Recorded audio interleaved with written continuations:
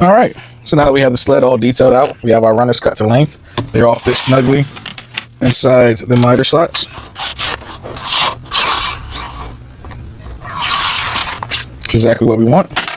So now to attach the runners to the miter saw sled itself, we're going to take several washers and place them down into the runner section. Let's see, 4 is enough to raise it up.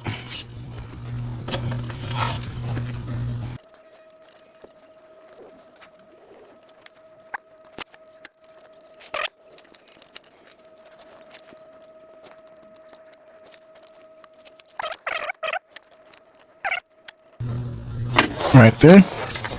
We're going to take some double-sided tape.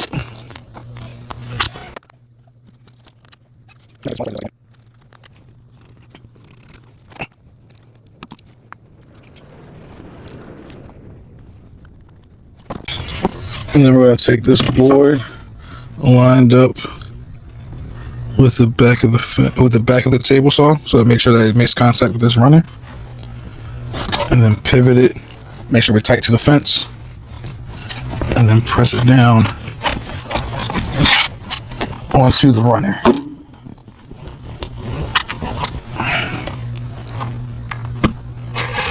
And then let's lift the sled out, flip it over.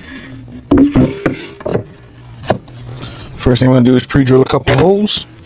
I don't have a countersink bit for these really small screws that I have, so I'm going to use a small drill bit and then a slightly larger drill bit.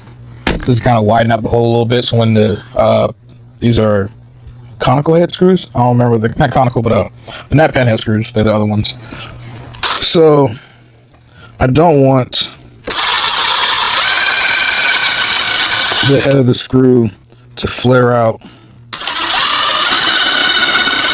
the AZAC to make this fit even tighter, which is why you want to countersink them.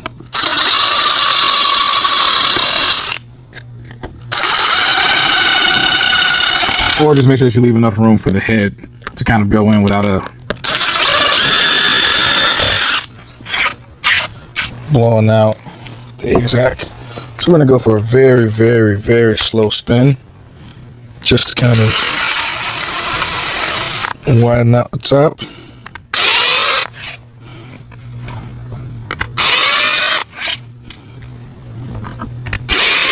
Because all drill bits do come to a point down here at the end.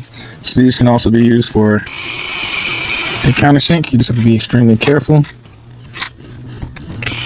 especially on thinner material like this. Alright, let's grab some of these small screws, grab the drill, and drive these home.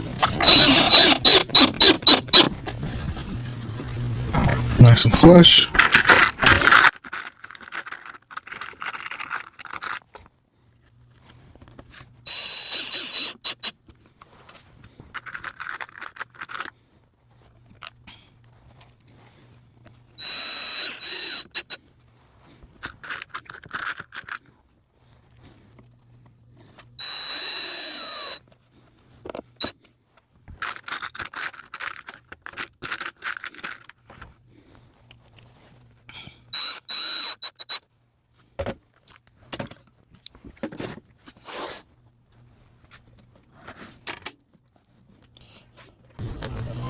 Alright, let's give this its first test slide.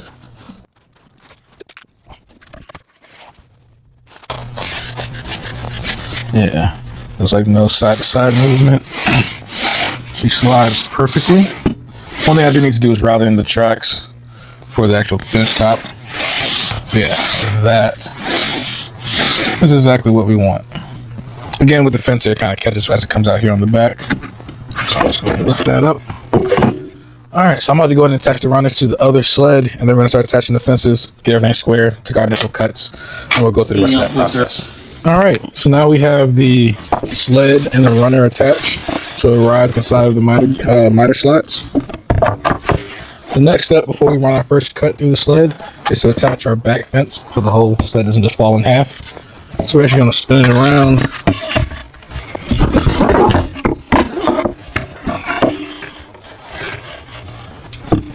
And I have my center marked right there. So I'm just going to drop it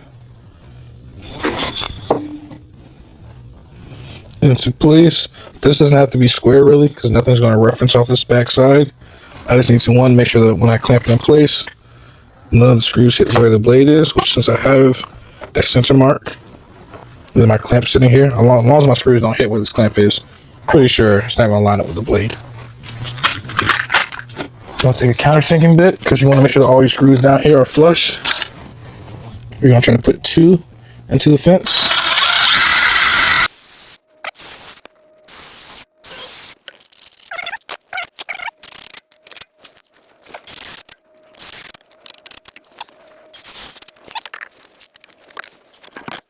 And I could go ahead and screw down the fences with 2 screws right now. But what I kind of want to do is get my kerf so I have something to square it off before I put the second screw hole over here.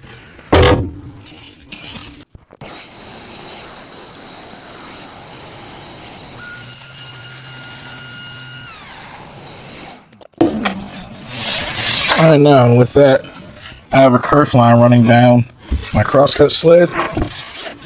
So I can take my fence, clamp it to one side, drive in 1 screw here, and then I can use my square to square it up with that kerf.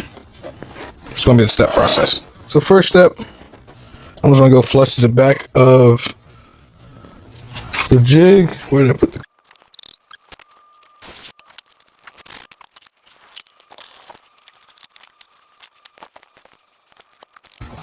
And I don't have my machinist square here with me, but by eye with this square, it actually looks pretty darn close. So I'm going to drive 1 screw here on this back side.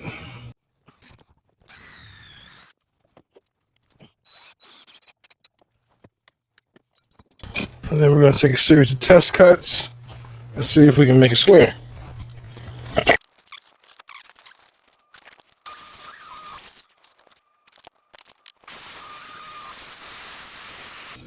That's square enough for me. This stop block isn't really any good though.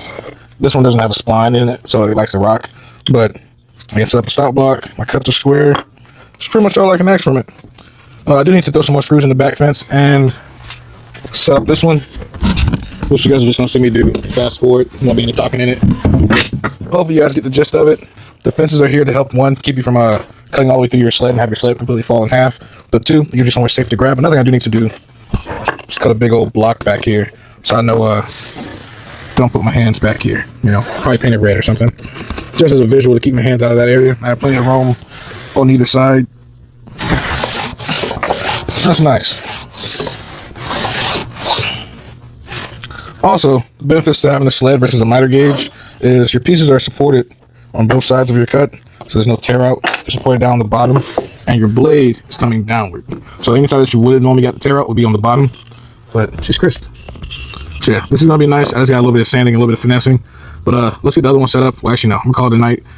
Tomorrow we'll tackle the other sled, driving in the rest of these screws. I'm probably gonna drive these screws in tonight just to keep from anything crazy happening. But yeah, that's plenty square enough for me. That's stand there perfect. And then tomorrow we'll probably make various jigs, like a 45-degree angle jig. I saw one guy make a box joint jig, so never know. But all right.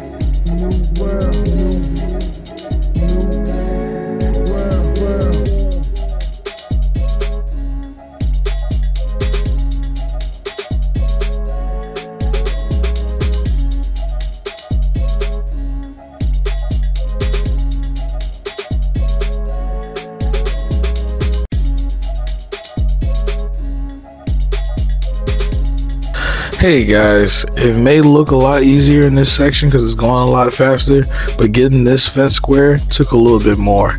I will say that I believe Jonathan Katz Moses has a jig that sits down into the kerf on your crosscut sled that kind of automatically squares off your fence. After building my first crosscut sleds, I would say that's an ingenious tool because it will make this process a lot easier.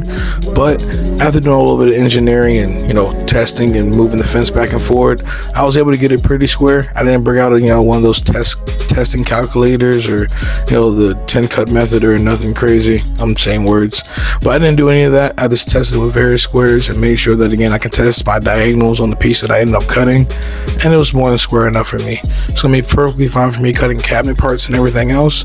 But if you guys are interested in grabbing a jig, I would definitely recommend the Jonathan Cass Moses crosscut fence squaring jig.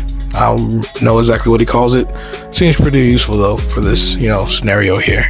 But if you guys have enjoyed, please stay tuned for the next video where we actually route in the slots into my workbench that allows this crosscut sled to operate all the way up against my bench. So if you guys have enjoyed, let me know down below. Smash that like button, leave me a comment, and subscribe. Then check out one of these other 2 videos or this playlist down below. I'll see you guys in the next one. Peace.